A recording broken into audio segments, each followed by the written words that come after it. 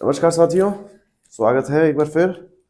हाँ, तो पिछली कक्षा में क्या क्या पढ़ रहे थे? एकल झिल्ली। एकल झिल्ली में गोल्जी काय हो गया, ठीक है, और लाइसोसोम और अंतःप्रद्रव्य जालिका। आज है दोहरी झिल्ली वाले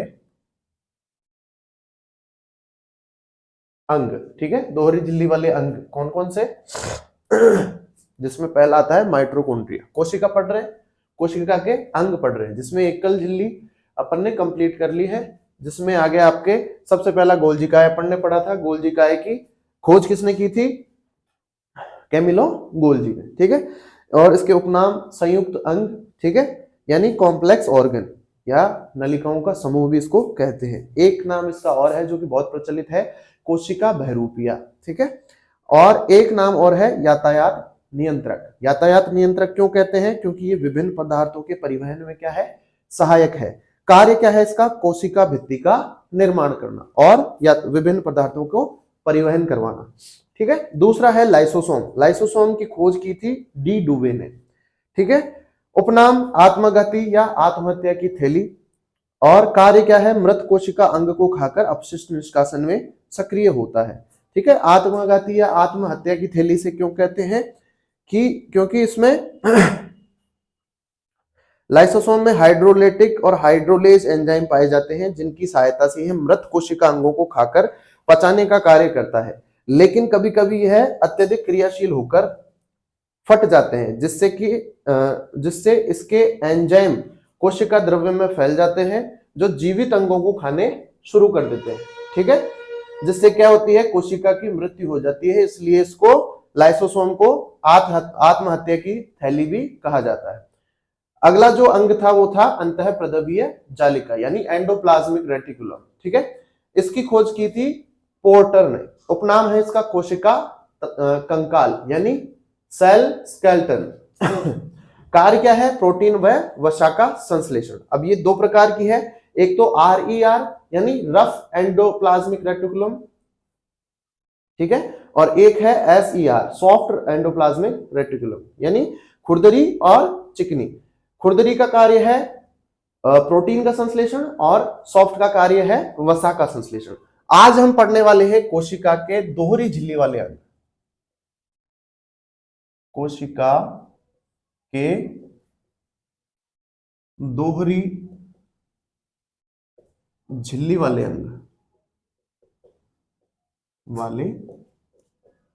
अंग, जिसमें पहला कौन आता है? पहला आता है आपके माइटोकॉन्ड्रिया। माइटोकॉन्ड्रिया, ठीक है ना। पहला क्या है?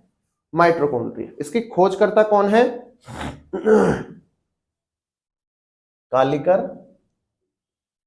सॉरी, खोजकर्ता है कालिकर और अल्टमान। जरूरी नहीं है याद करना, ठीक है। हाँ, और माइटोकॉन्ड्रिया शब्द किसने दिया? यह है मेन इंपोर्टेंट शब्द। किसने दिया? सी बेंडा। किसने दिया है? सी बेंडा ने दिया है, ठीक है। उपनाम लिखो। उपनाम मैंने बताया था, एक तो कोशिका का शक्ति ग्रह, ठीक है ना, या पावर हाउस, ठीक है, cell of power house of cell, ठीक है। कार्य है इसका, कार्य लिखो,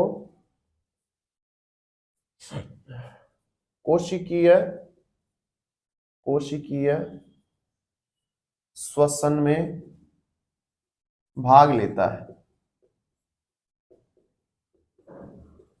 ठीक है।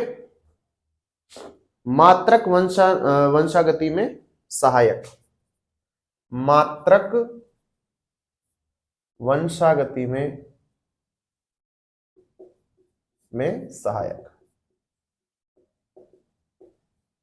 हाँ। और एक और लिख लो, एटीपी के रूप में ऊर्जा का निर्माण करता है। एटीपी के रूप में ऊर्जा का निर्माण करता है। ठीक है ना। हाँ, एटीपी यानी एडिनोसिन ट्राइफॉस्फेट। हाँ ठीक है।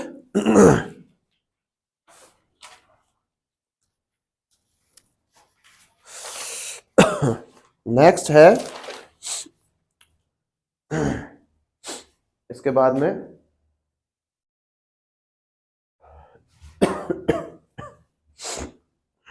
माइटोकॉन्ड्रिया के बाद में माइटोकॉन्ड्री दोहरी झिल्ली वाला अंग होता है। चलो इसको एक बार वैसे डायग्राम से समझ लेते हैं, ठीक है ना। एक बार डायग्राम से इसको देख लेते हैं माइटोकॉन्ड्रिया कैसा होता है। हाँ तो देखिए माइटोकॉन्ड्रिया देखो ये ऐसे मान लो ये इसकी बाहरी झिल्ली है, ठीक है, और आंतरिक झिल्ली होती है इसकी इस प्रकार से अंदर की ओर धसी हुई, ठीक है, और यहां पे एक गोलाकार केंद्र होता है, ठीक है ना। हाँ तो इसके अंदर द्रव होता है, लिक्विड होता है इसमें भी, और इसके बाहर भी लिक्विड होता है। यानी आंतरिक झिल्ली और बाहरी झिल्ली के बीच में भी और आंतरिक झिल्ली के अंदर भी दोनों ओर क्या होती है, द्रव पाया जाता है। ये तो होता है मैट्रिक्स, इसको बोलते हैं मैट्रिक्स, जो अंदर की तरफ यानी जो आंतरिक झिल्ली है ना, ये वाली जो झिल्ली है जो ऐसे तारे के जैसी बनी हुई है, अंदर की तरफ घुसी हुई है, वो इसके अंदर जो ये द्रव पाया गया है, और इसमें ये एक गोलाकार अंडा की तरह एक पाया जाता है, इसमें ये जो द्रव है इसको बोलते हैं मैट्रिक्स, ठीक है। और इस जो आंतरिक झिल्ली है इसके बाहर जो द्रव पाया जाता है इसको बोलते हैं साइटोसोल। साइटोसोल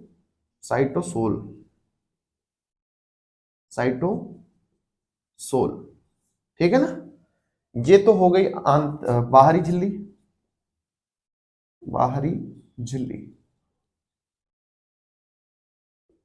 और ये जो है ना ये झिल्ली, ये है आंतरिक झिल्ली,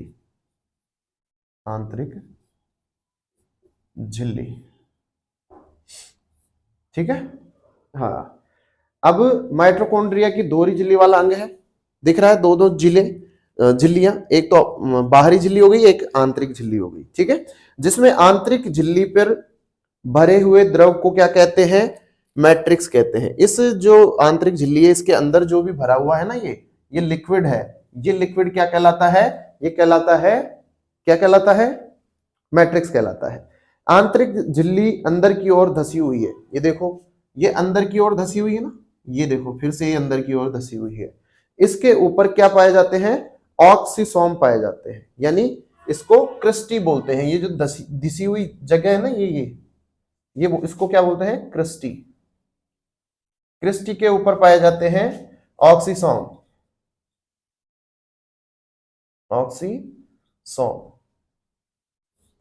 ठीक है ना। जैसे मान लो ये ठीक है ना, यहां पे एक ऐसे कण बने हुए होते हैं, ऐसे छोटे छोटे बिंदु बने होते हैं इसमें धसी हुई जगह पर, ये जो धसी हुई जगह है ना यहाँ पे, ठीक है ना, जैसे कि ये ऑक्सीसोम है। इस ऑक्सीसोम के अंदर F1 और F0 और F1 के कण पाए जाते हैं, जिसके अंदर एटीपी के रूप में क्या बनती है, ऊर्जा बनती है इन दोनों के ऊपर, ठीक है। हाँ देखो ये बाहरी झिल्ली हो गई और ये आंतरिक झिल्ली हो गई। आंतरिक झिल्ली और बाहरी झिल्ली के बीच में जो द्रव पाया जाता है उसको तो बोलते हैं साइटोसोल, और आंतरिक झिल्ली के बीच में जो द्रव है उसको बोलते हैं मैट्रिक्स, ठीक है। यहां तक समझ में आ गया सबके। हाँ अब जो आंतरिक झिल्ली है वो धसी हुई रहती है, ठीक है ना, इस प्रकार से, जो उसको क्या बोलते हैं, क्रिस्टी, और क्रिस्टी पर ऐसे छोटे छोटे क्या बने होते हैं, ऑक्सीसोम बने होते हैं। इन ऑक्सीसोम के अंदर F0 और F1 कण पाए जाते हैं, जिनके अंदर क्या बनता है, एटीपी के रूप में ऊर्जा का निर्माण होता है। और यहां पे ये इसके अंदर एक गोलाकार क्या पाया जाता है? डीएनए पाया जाता है। गोलाकार डीएनए किसके अंदर पाया जाता है? ये मैट्रिक्स के अंदर, ठीक है ना। माइटोकॉन्ड्रिया के मैट्रिक्स में क्या पाया जाता है? गोलाकार डीएनए पाया जाता है, ठीक है। किसी के कोई दिक्कत हो तो कमेंट करके पूछ सकता है, ठीक है। हाँ, तो अब आगे लिखते हैं इसमें। हाँ, आगे लिखो, माइटोकॉन्ड्रिया दोहरी झिल्ली वाला अंग है। झिल्ली वाला अंग है, ठीक है ना। माइटोकॉन्ड्रिया दोहरी झिल्ली वाला अंग है, जिसमें आंतरिक झिल्ली में भरे हुए द्रव को, जिसमें आंतरिक झिल्ली में भरे हुए द्रव को क्या कहते हैं? मैट्रिक्स कहते हैं। मैट्रिक्स कहते हैं, जो कि ग्रीन कलर का हरा हरा होता है, ठीक है ना, ध्यान रखना। नेक्स्ट लिखो, आंतरिक झिल्ली अंदर की ओर धसी हुई होती है। आंतरिक झिल्ली झिल्ली अंदर की ओर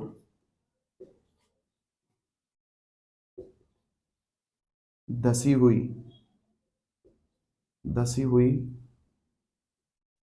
क्रिस्टी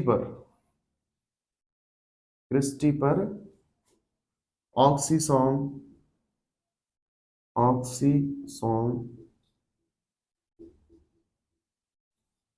ऑक्सीसोम पाए जाते हैं,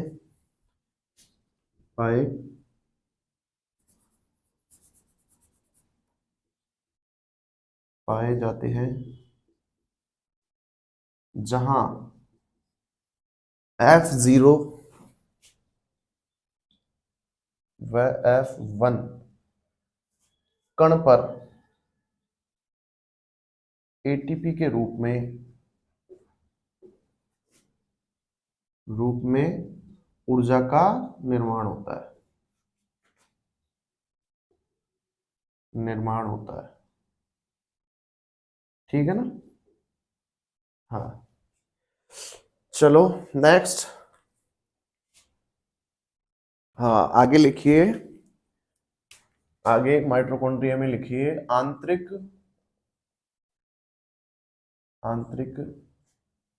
द्रव में, आंतरिक झिल्ली में भरे हुए द्रव में, आंतरिक झिल्ली में भरे हुए द्रव को क्या कहते हैं? मैट्रिक्स कहते हैं। जहां श्वसन की क्रेब्स चक्र की क्रिया संपन्न होती है। जहां श्वसन की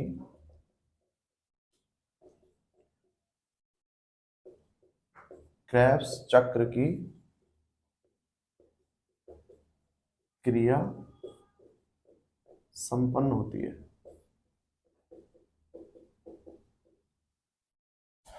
ठीक है। दोनों झिल्लियों के मध्य भरे हुए द्रव को साइटोसोल कहते हैं। दोनों आंतरिक झिल्ली और बाहरी झिल्ली, दोनों झिल्लियों के मध्य भरे हुए द्रव को साइटोसोल कहा जाता है। साइटोसोल कहा जाता है।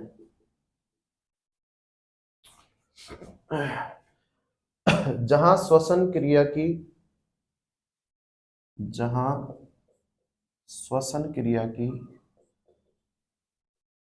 की एसिटाइल कोएंजाइम की क्रिया संपन्न होती है।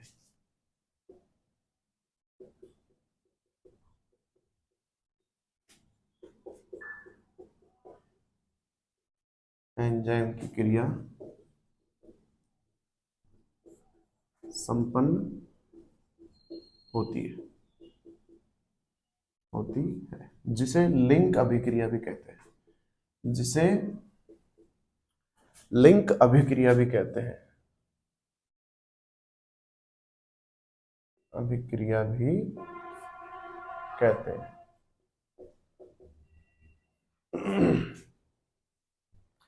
हाँ, माइटोकॉन्ड्रिया में 70S राइबोसोम तथा गोलाकार डीएनए पाया जाता है। ठीक है, राइबोसोम माइटोकॉन्ड्रिया में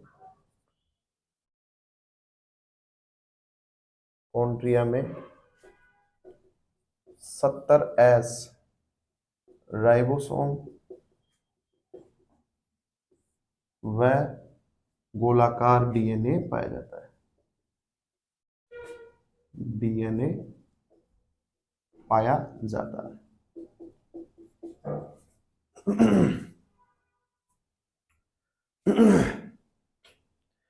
ठीक है, तो ये बात हो गई अपने माइटोकॉन्ड्रिया की। नेक्स्ट है अपना हरित लवक, दूसरा। ठीक है ना, दोहरी झिल्ली में हरित लवक, ये दो ही तो है, हरित लवक, क्लोरोप्लास्ट लवक। ठीक है ना, क्लोरोप्लास्ट इसको बोलते हैं। हाँ, चले आगे। इसकी खोज की थी हक्कल ने, खोज करता हक्कल, हक्कल। ठीक है, यह केवल पादप कोशिका में पाए जाते हैं, यह केवल पादप कोशिका में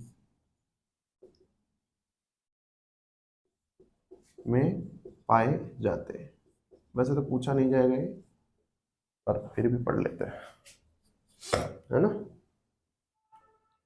सिम्पर ने इन्हें 3 प्रकार में बांटा है, लिख लो। सिम्पर ने इन्हें 3 प्रकार में बांटा है। ठीक है, 3 प्रकार कौन कौन से हैं वो अपन देखते हैं। देखिए, जिसमें पहला है अवर्णी लवक, ल्यूकोप्लास्ट, ल्यूकोप्लास्ट, इसको हिंदी में बोलते हैं अलवणी, लवणी नहीं, सॉरी, अवर्णी, लवणी नहीं है, अवर्णी लवक, कंफ्यूजन में हो रहा हूं अभी। अवर्णी लवक है ये, अवर्णी लवक। ये कैसे होते हैं? ये रंगहीन होते हैं, ये रंगहीन होते हैं, इनमें रंग नहीं पाया जाता। पादपों में भोजन का संचय करते हैं, पादपों में भोजन का संचय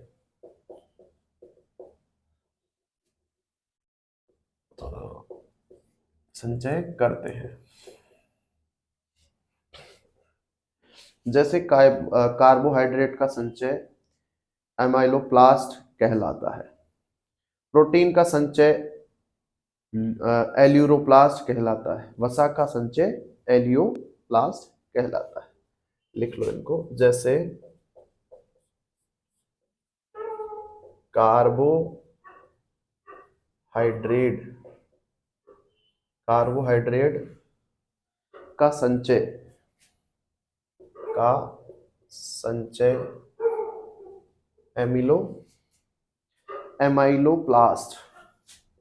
एमाइलोप्लास्ट कहलाता है। ठीक है ना। और प्रोटीन का संचय एल्यूरोप्लास्ट कहलाता है, प्रोटीन का संचय एल्यूरोप्लास्ट कहलाता है।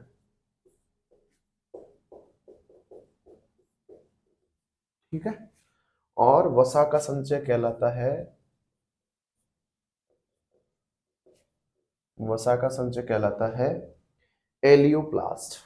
इलियोप्लास्ट, सॉरी एलियो नहीं है, इलियोप्लास्ट प्लास्ट कहलाता है। ठीक है। दूसरा जो प्रकार है वो है वर्णी लवक।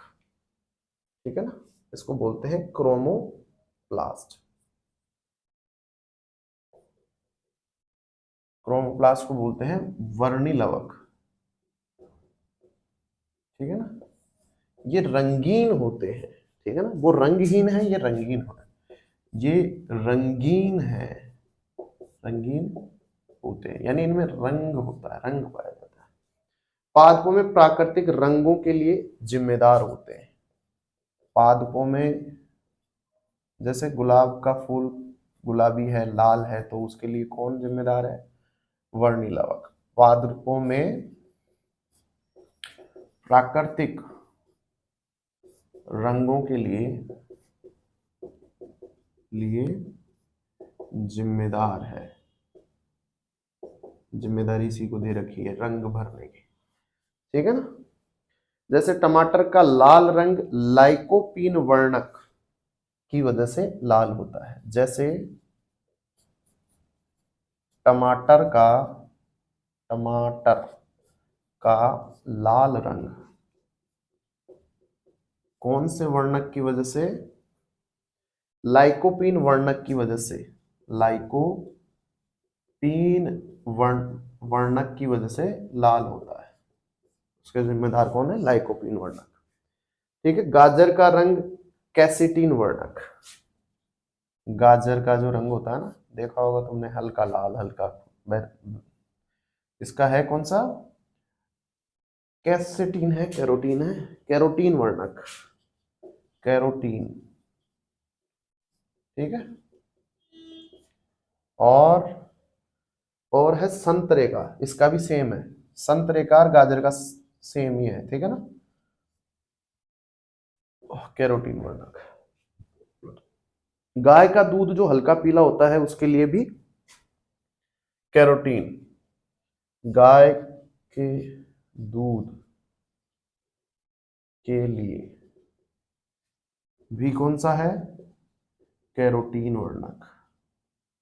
जो हल्का पीला होता है ना गाय का, हाँ, क्या कर लो भाई इसको, वर्णक है ना। पत्तियों का पीला रंग, इसका है जैंथोफिल वर्णक।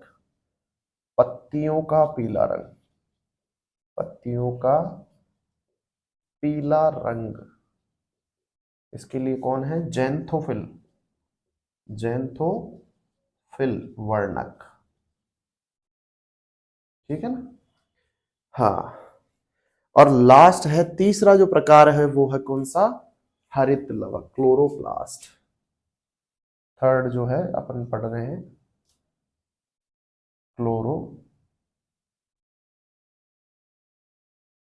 क्लोरोप्लास्ट, यानी हरित लवक।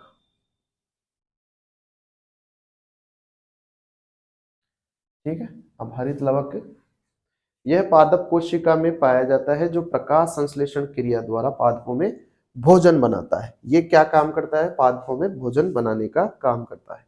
इस कारण इसे पादप का रसोई घर भी कहते हैं। ठीक है ना, इसको पढ़ते हैं आगे। साफ कर लें, थोड़ा नीचे ज्यादा हो गया। हाँ, तो लवक में कौन सा प्रकार है? अब तीसरा प्रकार। ठीक है। लवक की खोज किसने की थी? लवक की खोज की थी हक्कल ने। और फिर सिम्पर ने लवक के कितने प्रकार बताए? 3 प्रकार, जिसमें सबसे पहला प्रकार कौन सा है? ल्यूकोप्लास्ट, यानी अवर्णी लवक। दूसरा वर्णी लवक, तीसरा हरित लवक। ये लवक के 3 प्रकार है। तीसरा है हरित लवक, हरित लवक। ठीक है ना, हरित लवक पढ़ रहे हैं। यह पादप कोशिकाओं में पाया जाता है जो प्रकाश संश्लेषण क्रिया द्वारा, यह पादप कोशिका में पाया जाता है जो प्रकाश संश्लेषण द्वारा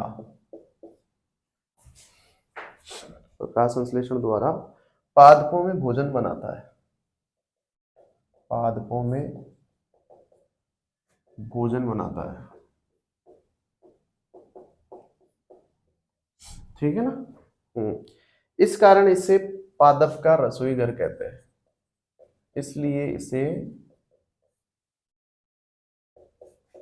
पादप का रसोई घर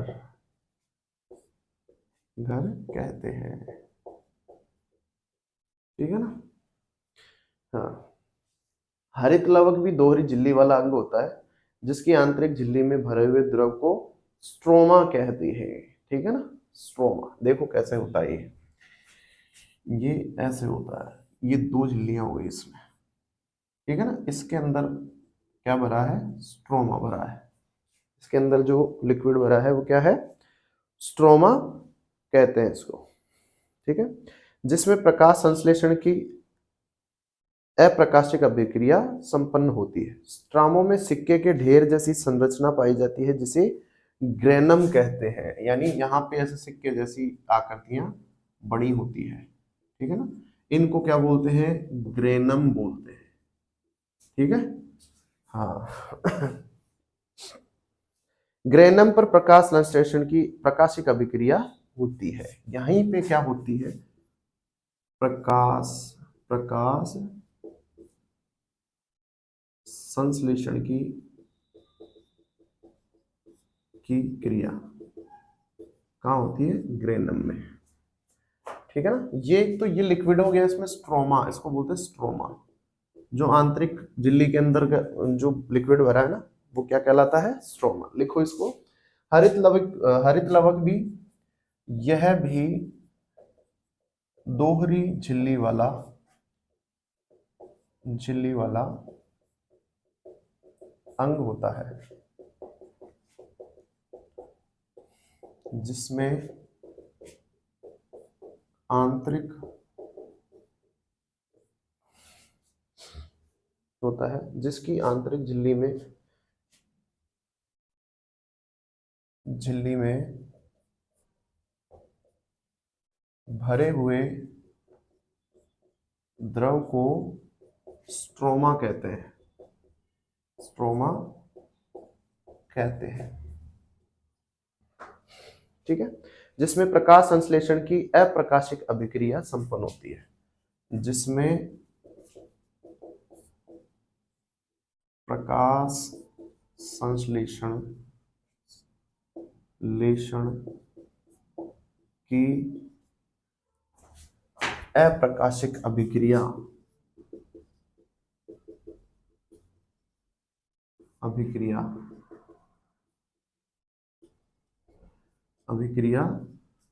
संपन्न होती है, ठीक है। स्ट्रोमा में सिक्के के ढेर जैसी संरचना पाई जाती है जिसे ग्रेनम कहा जाता है। स्ट्रोमा में, स्ट्रोमा क्या है, लिक्विड है। लिक्विड के अंदर स्ट्रोमा में सिक्के के ढेर के समान क्या होती है, संरचना पाई जाती है।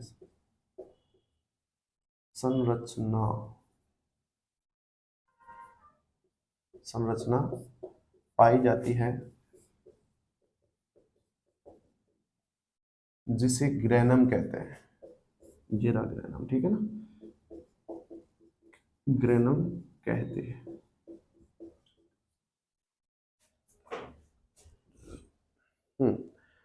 ग्रेनम पर प्रकाश संश्लेषण की प्रकाशिक अभिक्रिया होती है। चलो लिख लो ये भी। चलो, ग्रेनम पर प्रकाश संश्लेषण की प्रकाशिक अभिक्रिया क्रिया होती है। ठीक है ना। चलो, ये आपका क्या हो गया, दोहरी झिल्ली वाले अंग आपके कंप्लीट हो चुके हैं। अब कल अपन पढ़ेंगे कौन से, झिल्ली रहित वाले। ठीक है, जिसमें पहला आएगा तारक, फिर आएगा राइबोसोम। ठीक है, मिलते हैं कल, तब तक के लिए धन्यवाद, गुड नाइट, राम राम सभी को।